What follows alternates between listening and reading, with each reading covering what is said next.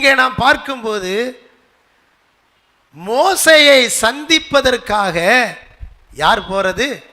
Aaron, அவனுடைய அண்ணன் Aaron போகிறார். அப்படி போகும்போது அவருடைய இருதயம் என்ன செய்யுமாம்? மகிழும் என்று ஆண்டவர் சொல்லுகிறார். ஹல்லேலூயா, ஸ்தோத்திரம்.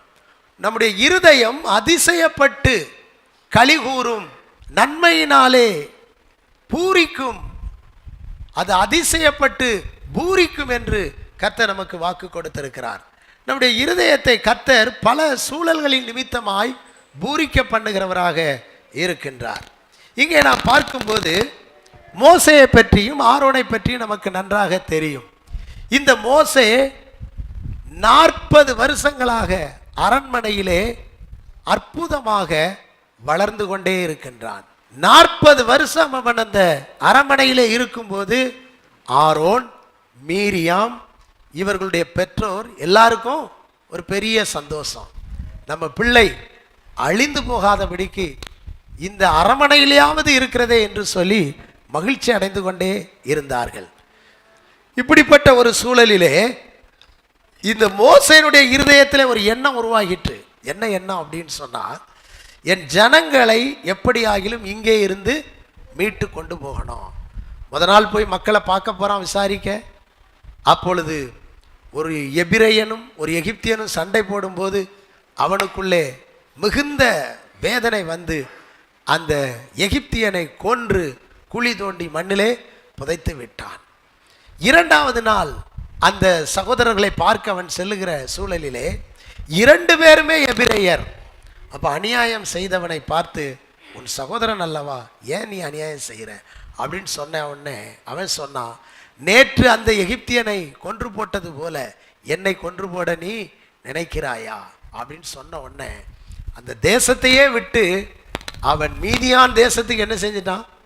ஓடி போயிட்டான். அல்லேலூயா, மீதியான் தேசத்துக்கு ஓடி போயிட்டான். அவன் வைராக்கியம் இருந்தது நல்லது தான், ஜனங்களை மீட்கணும்னு சொல்லதுலாம் நல்லது தான், என் கையினால தான் ரட்சிப்பை தருவார் நினைச்சான். ஆனால் மக்கள் நினைக்கவில்லை. ஆனால் இப்பொழுது அந்த தேசத்தில் அவன் குடியிருக்க முடியாதபடி தேசத்தை விட்டு போய்விட்டான். போனால் கிட்டத்தட்ட 40 வருஷங்கள் ஆயிட்டுது. 40 வருஷமா இந்த மோசேயை அவனுடைய பெற்றோரோ அவனுடைய சகோதரனோ அவனுடைய சகோதரியோ தேடவே இல்லை. என்ன செய்யலை? தேடவே இல்லை. பாருங்க, இந்த மோசே மேலே தேடணுங்கிறதான எண்ணம் என்னைக்கு வந்து எப்போ வந்துச்சுது? ஆரோனுக்கு எப்போ வந்துச்சு? 40 வருஷம் கழிச்சு வருது. அல்லேலூயா. ஒரு 10வது வருஷத்தில் வந்திருக்கலாம், ஒரு 30வது வருஷத்தில் வந்திருக்கலாம், ஒரு 25வது வருஷத்தில் எப்பமா வந்திருக்கலாம், வரவே இல்லை. அல்லேலூயா. 40வது வருஷத்தில் தான் இந்த பையன் எங்கே போனான்னு தெரியலையே, இவனை தேடி கண்டுபிடிப்போம், நம்மளை விட்டு தொலைந்து போனானே, காணாமல் போனானே, ஏதோ அரண்மனையில் இருப்பான், அப்பப்போ இந்த பக்கம் வருவான், பார்த்துக்கிடுவான் கண்ணில், இப்போ காணவே இல்லையே, என் சகோதரனை கண்டுபிடிக்கணும், இழந்து போன என் சகோதரனை கண்டுபிடிக்கணும், என் பாசமான சகோதரனை கண்டுபிடிக்கணும். மரணத்துக்கு ஏதுவாயிருந்த சகோதரன் உயிர்ப்பிக்கப்பட்டானே, ஒரு அரண்மனை அறையிலே இருந்தானே, எவ்வளோ மேன்மை உள்ளவனாக இருந்தான், அவனை இன்றைக்கு நாங்கள் இழந்து விட்டோமே என்று இந்த ஆரோனுக்குள்ளே ஆதங்கம், கவலை. ஒருவேளை இன்றைக்கு நீங்களும் கூட உங்கள் வாழ்க்கையில் எத்தனையோ காரியங்களை மேன்மையாய் கண்டிருக்கலாம், எத்தனையோ காரியங்களை அற்புதமாய் ருசித்திருக்கலாம், அனுபவித்திருக்கலாம். ஒருவேளை உங்கள் கையை விட்டு நழுவி போயிருக்கலாம், அல்லது நீங்கள் இழந்து போன ஒரு சூழ்நிலையிலே காணப்படலாம், அல்லது உங்களை விட்டு அந்த நன்மை ஓடியே போன ஒரு சூழல் கூட நீங்கள் இருக்கலாம். அல்லேலூயா. பிரியமானவர்களே, தேவ திட்டத்தில் அழைக்கப்பட்ட நம்மை துக்கத்தோடோ வேதனையோடோ நம் தேவன் வைக்கக்கூடியவர் அல்ல. நம்மை சமாதானத்தால் நிரப்புகிறவர், நம் இருதயத்தை மகிழ பண்ணக்கூடியவர். ஆமென், ஸ்தோத்திரம். இப்ப இந்த இடத்திலே நாம் பார்த்தோம் என்று சொன்னால், இந்த 40வது வருஷமாகிய 80வது வயதில் தான் மோசேயை ஆண்டவர் என்ன செய்கிறார்? சந்திக்கிறார். அல்லேலூயா, ஸ்தோத்திரம். ஆண்டவரும் மோசேயை சந்தித்து அந்த முச்செடியில் இருந்து அவன் பெயரை சொல்லி கூப்பிட்டு, எகிப்திலே என் மக்கள் படுகிற உபத்திரவத்தை நான் பார்க்கவே பார்த்தேன், ஆலோட்டிகள் நிமித்தம் அவர்கள் இடுகிற கூக்குரலை காணவே கண்டேன், நீ போய் அந்த ஜனங்களை விடுவித்து கொண்டு வா, உன் கையில் என்ன இருக்குது கீழே போடு. பாம்பாய் மாறிட்டு, அது வாழை பிடினாரு, கோலாய் மாறிட்டு. இந்த அற்புதத்தை நடப்பி அவனுக்கு மனசு இல்லை. இன்னும் சொன்னார், உன் கையை மடியிலே போடு, எடு என்று சொன்னார், வெண்குஷ்டம் ஆயிட்டு. மறுபடி போடு என்று சொன்னார், கை நல்ல கையா மாறிட்டு. இந்த ரெண்டு அற்புதத்தை கண்டு அந்த ராஜா விட்டுருவான், ஜனங்கள்லாம் வந்துருவாங்க போ அப்படின்னு சொன்னா, அவன் போக மாட்டேன் அப்படின்னு சொல்லி சொல்லுகிறான். நானும் நீர் அழைப்பதற்கு முன்னாவது அழைத்த பின்பாவது நான் வாக்கு வல்லவன் அல்ல. அல்லேலூயா.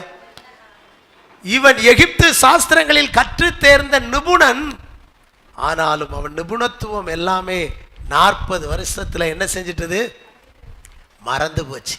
அவன் திறமெல்லாம் போயிட்டு, தாளந்தெல்லாம் போயிட்டு. சில காரியங்களை செய்யாமல் இருந்தால் எல்லாம் என்ன செஞ்சிடும், மறந்து போயிடும். வாசிக்கிறத விட்டாச்சு, எழுதுறத விட்டாச்சு அப்படின்னா அப்புறம் மறந்துடும். அதை அப்பப்போ அப்டேட் பண்ணி புதுப்பிச்சுக்கிட்டே இருந்தால் தான் வரும். இப்போ மோசே பாருங்கள், அவனுக்கு ஆடு பின்னாலே நடந்ததுனால அந்த ஏப்ரலுக்கு அடுத்த மாதம் அந்த அந்த மேன்னு சொல்லி அந்த ஆட்டு சத்தத்தை கேட்டு அதுதான் அவனுக்கு வாயில் வந்ததே தவிர வேற ஒன்றும் என்ன செய்யலை. அந்த சத்தத்தையே கேட்டு அவனுக்கு வேற பேச்சே வரல. ஆடுகளோட என்னத்தை பேசுவான். அல்லேலூயா. வீட்டில் மீதியான் அவன் அந்த ஆசாரியனுடைய மனைவியை சேர்த்து 7 பிள்ளைகள். அந்த 7 பிள்ளைகள் மத்தியில் ஒரு ஆம்பளை பேசவும் முடியாது. அதில் பேச்சு வார்த்தை எல்லாமே இவனுக்கு மறந்து போச்சுது. அதனால என்ன அனுப்பண்டா ஆண்டவரே, அனுப்ப சித்தமா இருக்கிற யாரோ அவர்களை மட்டும் நீர் என்ன செய்யும், அனுப்பும் அப்படின்னு சொல்லி பின் வாங்குகிறான். என்ன செய்கிறான், பின் வாங்குகிறான். இப்ப பின் வாங்குறதுனால தான் ஆண்டவருக்கு என்ன வந்துச்சு, கோபம் வந்துட்டு. ஆண்டவர் கோபம் வந்துட்டு நல்ல 80 வருஷம் அரண்மனையில் ட்ரைனிங், 40 வருஷம் அங்கே ட்ரைனிங் கொடுத்து, காட்டுக்குள்ளே 40 வருஷம் ட்ரைனிங் கொடுத்து, 80 வருஷம் எனக்கு பயிற்சி கொடுத்து மக்களை போய் அழைச்சிட்டு வா அப்படின்னு சொன்னால் என்ன செய்ய மாட்டேங்கிறான், போக மாட்டேங்கிறான். எவ்வளோ கோபம் வரும். உங்கள் பிள்ளைகளை காலேஜ் வரைக்கும் படிக்க வச்சு படிப்பில்லாத நீங்கள் ஏமா ஒரு லெட்ரு எழுதி கொடு அப்படின்னு கேட்கும்போது எனக்கெல்லாம் எழுத தெரியாது அப்படின்னு சொன்னால் உங்களுக்கு எப்படி கோபம் வரும். கையில் என்ன இருக்குதோ போட்டு விளாசி தள்ளிடுவீங்க. உன்னை படிக்க வச்சு உன்னை உருவாக்கி ஒரு 4 எழுத்து எழுதி கொடுன்னு சொன்னால் எனக்கு முடியாது, யாரையாவது எழுத வை அப்படின்னு சொன்னால் கோபம் வருமா வராதா? ஆண்டவருக்கும் அப்படி தான் கோபம் வருது. இவனுக்கு 80 வருஷம் பயிற்சி கொடுத்து இவனை போய் மக்களை அழைச்சிட்டு வா அப்படின்னு சொன்னால் நான் என்ன செய்ய மாட்டேங்கிறான், போக மாட்டேன் அப்படின்னு சொல்கிறான். ஆனால் கர்த்தர் இவனை உருவாக்கி இருக்கிறார். சில நேரங்களிலே நாம் நம்முடைய பலவீனங்களை பெரிதாக எண்ணி ஆண்டவருக்காக செயல்பட மறுக்கிறோம். எனக்கு படிப்பு இல்லை, ஞானம் இல்லை, பேச்சாற்றல் இல்லை, எனக்கு எந்த அவங்களைப் போல இவர்களைப் போலெல்லாம் எனக்கு சிறப்பு தன்மையெல்லாம் இல்லை அப்படிங்கிற மாதிரி நம்ம எப்பொழுதுமே தாழ்வாகவே நினைத்து கொண்டிருக்கிறோம். அல்லேலூயா. அப்படி அல்ல, நாம் செயல்பட வேண்டும். கர்த்தர் நம்ம ஏதோ ஒரு விதத்தில் என்ன செஞ்சுக்கிட்டு இருக்காரு, உருவாக்கி கொண்டு தான் இருக்கிறார். மோசே கூட நினச்சிருக்கலாம், நான் 40 வயசுல நீர் என்னை பயன்படுத்தி இருந்தால் நான் போயிருப்பேன். அன்னைக்கு நான் பீக்கில் இருந்தேன், இன்னைக்கு வீக் ஆகிட்டேன். இப்போ போய் என்ன போய் சொல்கிறார் ஆண்டவர், இப்போ தான் எனக்கு ப்ரெஷர் வந்திருக்குது, இதான் சுகர் வந்திருக்குது, அன்னைக்கு இதெல்லாம் எதுவுமே கிடையாது, எந்த நாட்டுக்கு போச்சானாலும் போவேனே, எத்தனை பேரை சந்திக்கனாலும் ஓடுவேனே, இப்போ இந்த பலவீனத்திலேயா நான் போகணும், இப்போமா போக சொல்கிறாரு. இப்போ தெம்பா கெதியா உற்சாகமாக இருக்கிற ஒரு ஆளையானா அனுப்புமே அப்படின்னு சொல்லி பார்க்குறான். ஆனாலும் கர்த்தர் என்ன செய்யவில்லை, விடவில்லை. அவர் தேவனுடைய சகோதரரே, உங்கள் அழைப்பையும் தெரிந்து கொள்ளுதலையும் பாருங்கள். 1 கொரிந்தியர் 1 கடைசி 6 வசனங்களை நம்ம பார்க்கிறோம். ஞானிகளை வெட்கப்படுத்த பைத்தியங்களை தெரிந்து கொண்டார், உள்ளவைகளை அவமாக்க கிருபை உள்ளவைகள், வரம் உள்ளவைகள், வல்லமை உள்ளவைகள், பலவிதமான தாளந்து உள்ளவைகளை எல்லாம் அவமாக்க இந்த தாளந்து இல்லாத, கிருபை இல்லாத, அது இல்லாத எல்லாவற்றையும் தெரிந்து கொண்டாராம்.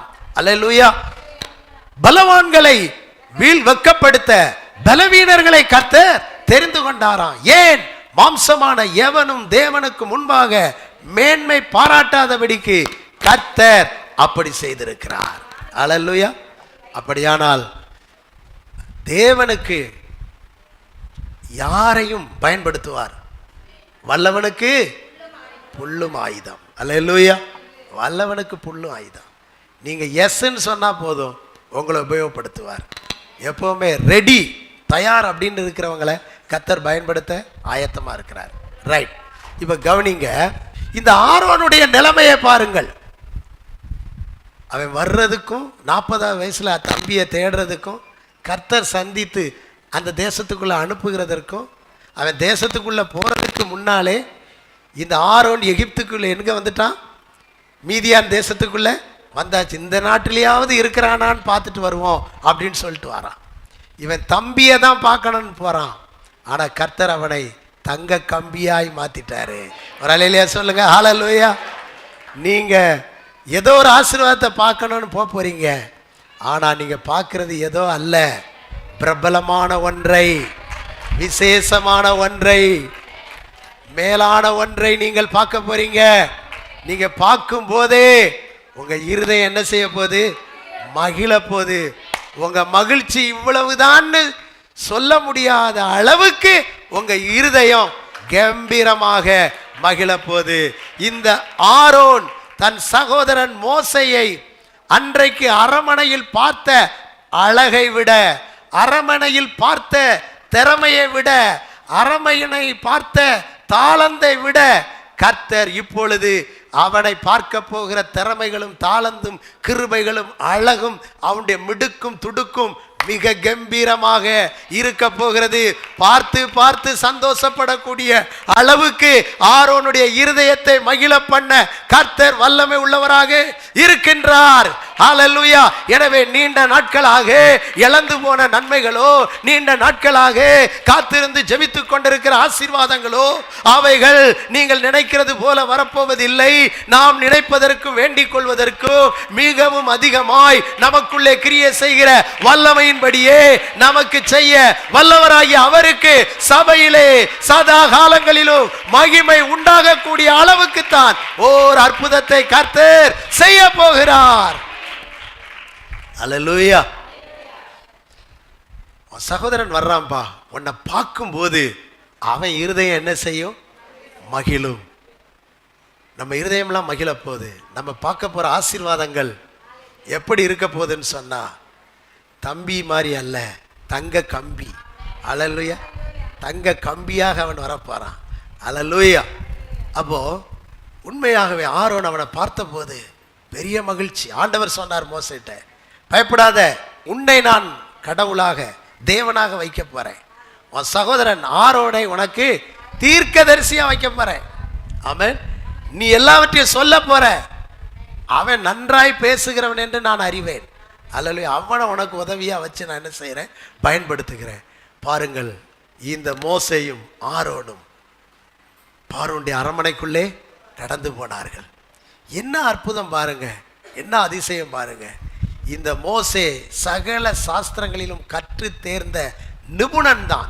அல்லேலூயா.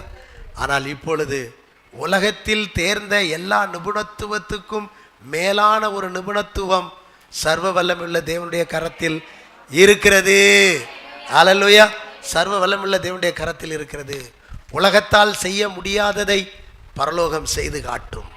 உலகத்தால் நடப்பிக்க முடியாததை பரலோகம் நடப்பித்து காட்டும். உலகமான செய்யக்கூடியது சாதாரணமாக இருக்கும், பரலோகம் செய்யக்கூடியது அசாதாரணமாக இருக்கும், மிக மகிமையானதாக இருக்கும். ஹல்லேலூயா. அப்போ அந்த தேசத்துக்குள்ள ஸ்தோத்திரம், இந்த மோசே வந்த பொழுது என்ன நடந்தது அப்படின்னு சொன்னா, இஸ்ரவேல் மக்களை சில வாரங்களுக்குள்ளே பல அற்புதங்கள், உலகமே நடுங்கக்கூடிய அளவுக்கு கர்த்தர் அற்புதங்களை என்ன செய்தாரு?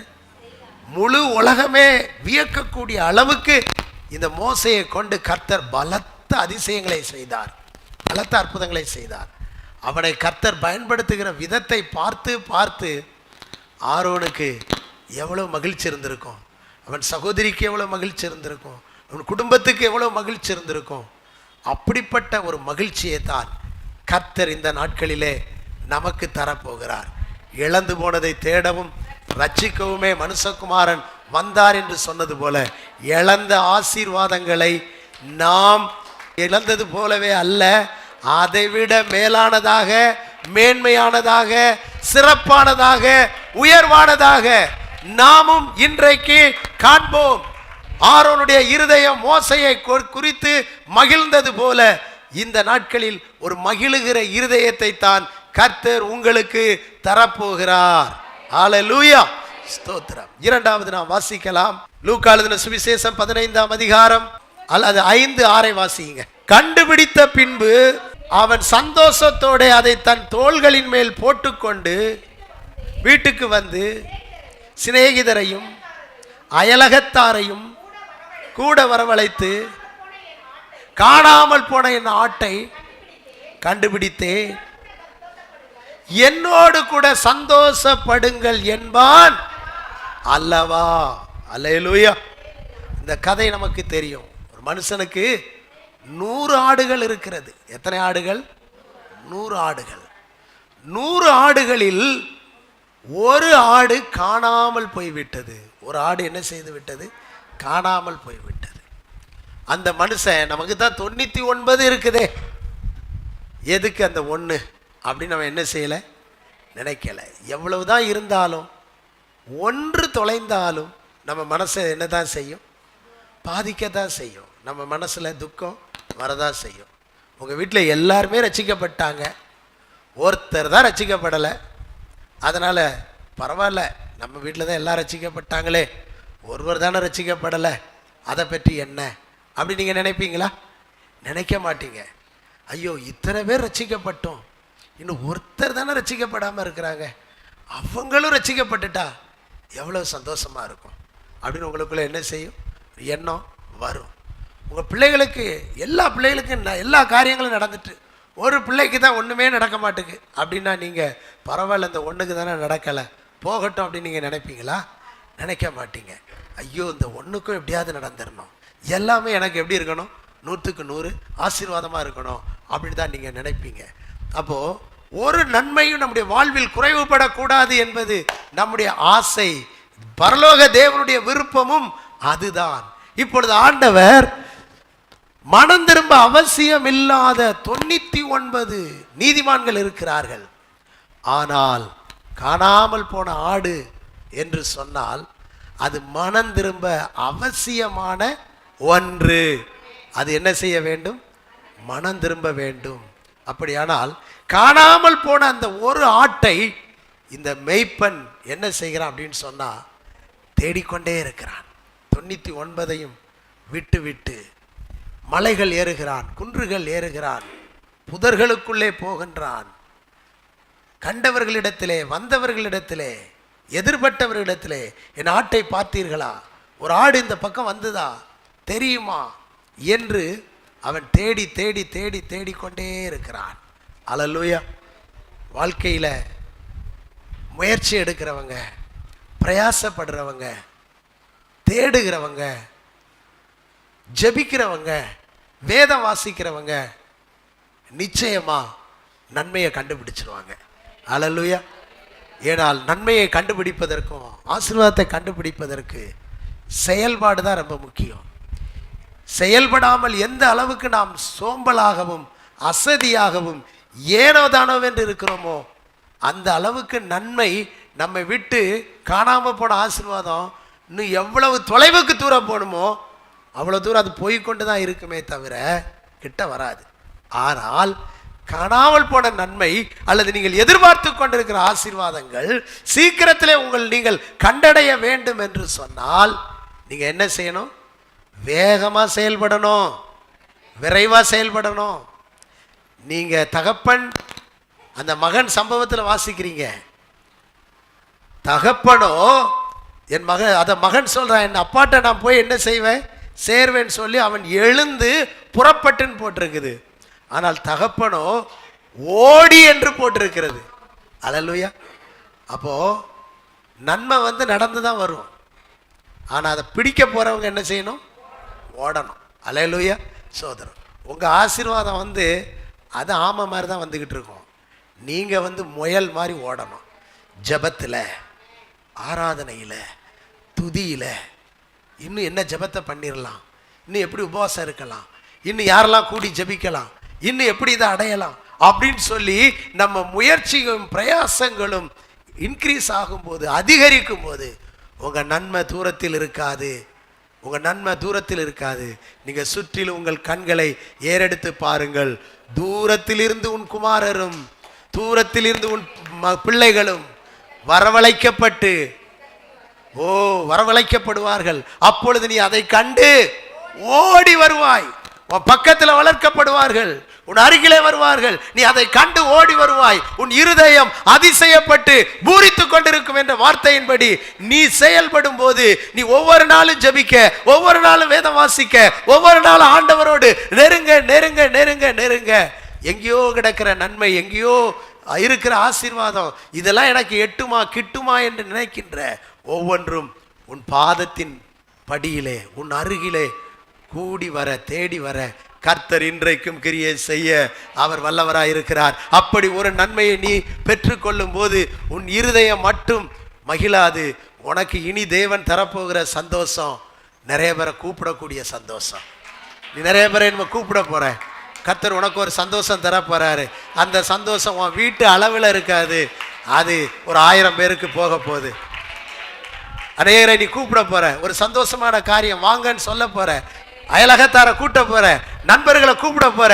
எனக்கு ஒரு சந்தோஷம் கிடைச்சிருக்குது, இதுல நீங்க எல்லாருமே பங்கெடுக்கணும், இதுல நீங்க எல்லாரும் வரணும், என்னோடு நீங்களும் சந்தோஷப்படுங்க, என்னோடு நீங்களும் மகிழ்ச்சி அடையுங்கள் என்று சொல்லி நம்முடைய இருதயத்தை மகிழ்ச்சி அடைய பண்ணுவதற்கு, உங்கள் இருதயத்தை மகிழ்ச்சி அடைய பண்ண உங்கள் வீட்டில் ஒரு நல்ல காரியம் நடக்கும், உங்கள் அலுவலகத்தில் ஒரு நல்ல காரியம் நடக்கும், உங்க வாழ்க்கையில் ஒரு நல்ல காரியம் நடக்கும். இது உங்கள் அளவில் ஏற்படக்கூடிய சந்தோஷம் அல்ல, இது அயலகத்தார் நண்பர்கள் எல்லாரையும் கூப்பிட்டு கலிகூற பண்ணக்கூடிய ஒரு சந்தோஷத்தை ஆவியானவர் இந்த நாட்களிலே 3 நாட்களுக்குள்ளே கர்த்தர் செய்வதற்கு வல்லவராக, போதுமானவராக இருக்கிறார். விசுவாசிக்கிறவங்க நல்ல விசுவாசத்தோடு கைகளை தட்டி கம்பீரமா நடத்துங்க. ஹல்லேலூயா. தொலைந்ததை ஜெபிக்க ஆரம்பித்த நேரத்தில் இருந்தே இன்னைக்கு தொலைந்ததை தேட போறேங்க, கிடைக்க போகுது. பாட்டு அப்படிதான், ஒர்ஷிப் அப்படிதான். நான் நினைக்கவே இல்லை, பிரசங்கத்தை தான் நினைச்சிட்டு வந்தேன். ஆனால் அதுக்கேற்ற மாதிரியே பாடல்களும் வார்த்தைகளும் எல்லாமே வந்துகிட்டு இருக்குது. ஆவியானவர் இந்த 4வது வாரம் ஏதோ ஒன்றை நம் மத்தியிலே செய்ய போகிறார். 4வது வாரத்தில் ஆவியானவர் குடும்பங்களிலே எதோ ஒன்றை செய்ய, தம்பி உன்னுடைய வாழ்க்கையில ஏதோ ஒன்றை செய்ய போறாரு, சிஸ்டர் உங்க வாழ்க்கையில ஏதோ ஒன்றை செய்ய போகிறாரு. பக்கத்து வீட்டெல்லாம் கூப்பிட்டு சந்தோஷப்படக்கூடிய, அயலகத்தாரை நண்பர்களை எல்லாம் கூப்பிட்டு மகிழ்ச்சி அடையக்கூடிய ஒரு ஃபங்க்ஷன் உன் வீட்டில் நடக்கும், ஒரு நிகழ்ச்சி உன் குடும்பத்தில் நடக்கும். ஹல்லேலூயா. ஒரு சந்தோஷம் உன் அளவில் மட்டுமல்ல, அது அநேகர் சந்தோஷப்படக்கூடிய அளவுக்கு. ஆமென். இப்படி உன் இருதயத்தை கர்த்தர் அதிசயிக்க பண்ணுவார். 3வதாக ஒரு குறிப்பை வாசித்து நம்ம ஜெபம் பண்ண போறோம். 1 சாமுவேலின் புஸ்தகம் 30ஆம் அதிகாரம் 19ஆம் வசனம். 30-19. அவர்கள் கொள்ளையாடி கொண்டு போன எல்லாவற்றிலும், சிறியதிலும் பெரியதிலும், குமாரரிலும் குமாரத்திகளிலும் ஒன்றும் குறைவுபடாமல் எல்லாவற்றையும் தாவீது திருப்பி கொண்டான். ஹல்லேலூயா. தாவீதுடைய நன்மையை எடுத்துக்கொண்டு சத்துருக்கள் என்ன செய்கிறார்கள் என்று சொன்னால் எடுத்துக்கொண்டு போனாங்க. ஹல்லேலூயா. எடுத்துக்கொண்டு போய் அந்த காரியங்களை அவர்கள் அதற்காக என்ன செய்தாங்க அப்படின்னு சொன்னால் எல்லாத்தையும் பிரிச்சுட்டு போய் ஆடி பாடி அவர்கள் என்ன செய்கிறார்கள் அப்படின்னு சொன்னால் மகிழ்ந்து கொண்டிருக்கிறார்கள். ஹல்லேலூயா. யாருடைய ஆசீர்வாதத்தை? தாவீதுடைய ஆசீர்வாதத்தை சத்துருக்கள் எடுத்து, அமலேக்கியர்கள் எடுத்து இதை என்ன செய்கிறார்கள் அப்படின்னு சொன்னால் அவர்கள் கொள்ளை அடித்து அதை மற்ற அந்த தேசத்தை சுட்டெரித்து அவர்கள் கொள்ளைக்காக ஆடி பாடி மகிழ்ந்து கொண்டிருக்கிறார்கள். ஹல்லேலூயா. ஒரு பக்கத்தில் மகிழ்ந்து கொண்டிருக்கிறார்கள் சத்துருக்கள். தாவீது எப்படி இருக்கிறான்? பயங்கரமான துக்கம், அழுவதற்கு என்ன கிடையாது, பலனே இல்லை. ஹல்லேலூயா. உங்களுக்கு துக்கம், உங்கள் சத்துருக்கு வேடிக்கை. அல்லேலூயா. உங்களுக்கு ரொம்ப வேதனை, உங்கள் சத்துருக்களுக்கு வேடிக்கை. அதுக ஆடி பாடுது. உங்கள் வேதனையை கண்டு அதுக ஆடி பாடுது. உங்களை வேதனைப்படுத்தி சந்தோஷப்படுகிற ஒரு கூட்டம், உங்களை வியாகுலப்படுத்தி மகிழுகிற ஒரு கூட்டம். அந்த கூட்டம் ரொம்ப நாள் மகிழ முடியாது. அந்த கூட்டம் ரொம்ப நாள் மகிழ முடியாது. தேவ பிள்ளையே, தேவனால் ஆசீர்வதிக்கப்பட்ட ஜனமே, உன்னை வியாகுலப்படுத்தி சந்தோஷப்படுவதற்கு தேவன் விடமாட்டார். இப்பொழுது இவனுடைய இதெல்லாம் எடுத்துக்கொண்டார்கள். ஆச்சரியமா இருக்கு எனக்கு. எந்த ஒரு பொருளும், எந்த ஒரு குமாரரும் குமாரத்திகளும், எந்த ஒரு உடைமைகளும் சேதமே என்ன செய்யலை? இல்லை, சேதம் இல்லை. இது எல்லாவற்றிற்காகவும் சத்துருக்கள் சேதப்படுத்தாமல், இந்த பொருட்கள், உடைமைகள், மக்கள், மனிதர்களை சேதப்படுத்தாமல் இருந்தது பெரிய காரியம். இருந்தது என்ன காரியம்? பெரிய காரியம். அது சிறுசானாலும் சரி, பெருசானாலும் சரி, அதை சேதப்படுத்தலை. பாருங்க, தேவன் அனுமதி இல்லாமல் நம்முடைய ஆசீர்வாதத்தை யாரும் சேதப்படுத்த முடியாது. உடைமைகள் சேதப்பட முடியாது. உங்கள் செல்போனை யாரோ தூக்கி இருக்கலாம், ஆனால் அது உங்களுக்கு வரணும்னு சொன்னால் சேதம் இல்லாமலே வந்து சேர்ந்துடும். அல்லேலூயா. உங்கள் பொருளை யாரோ எடுத்திருக்கலாம், அதில் கொஞ்சம் கூட சேதம் இல்லாமல் அப்படியே என்ன செய்யலாம்? வந்து சேர்ந்துடலாம். தேவன் அந்த சத்துருக்கள் மூலம் ஒரு சேதம் வராதபடிக்கு கூட காப்பாற்றி கொடுப்பதற்கு தேவன் நல்லவராக இருக்கிறார். அல்லேலூயா, அல்லேலூயா. அப்படி ஒன்று வந்து விட்டது என்று சொன்னார், கொஞ்சம் சேதப்பட்டால் கூட பரவாயில்லைங்கிற மாதிரி நினைக்கிற மாதிரி இல்லை, சேதமே இல்லாமல். அல்லேலூயா. அதுதான் நமக்கு ஒரு பெரிய சந்தோஷம். அப்போ தாவீது நெருக்கப்பட்டான், ஒடுக்கப்பட்டான். அல்லேலூயா. அவன் தேவனை நோக்கி ஜெபித்தான். ஏபோத்தை கொண்டு வாருங்கள் அப்படின்னு சொன்னான். தேவ சமூகத்துக்கு வந்தான், தேவ பிரசன்னத்துக்கு வந்தான். இன்னைக்கு பிரியமானவர்களே, உங்கள் வாழ்க்கையில் ஏற்பட்டிருக்கிற கஷ்டங்கள், நஷ்டங்களுக்கு நீங்கள் அந்த ஏபோத்தை கொண்டு வா, கர்த்தர் என்ன சொல்லுகிறார் அப்படின்னு கேட்கக்கூடிய ஒரு இடத்துக்கு வர்றீங்களா? அதுதான் ரொம்ப ஆழமான ஒரு அனுபவம். கர்த்தர் என்ன சொல்லுவார் அப்படிங்கிற மாதிரி நீங்கள் ஜெபிச்சிங்கன்னா கர்த்தர் உங்களோட தரிசனத்தில் கூட சொல்லிடுவார், அல்லது தேவ வார்த்தையின் மூலமாக கூட சொல்லிடுவார். பாப்பா அருமையாக சாட்சி சொன்னான், செய்தியின் மூலம் என் பொருத்தனையை நான் புதுப்பித்தேன், உயிர்ப்பித்தேன். நீங்கள் இழந்தது தான் என்று அல்ல, இழந்த ஆசீர்வாதங்கள் பாதிப்பு இல்லாமல், பங்கம் இல்லாமல், குறைவுபடாமல் அப்படியே வரும்.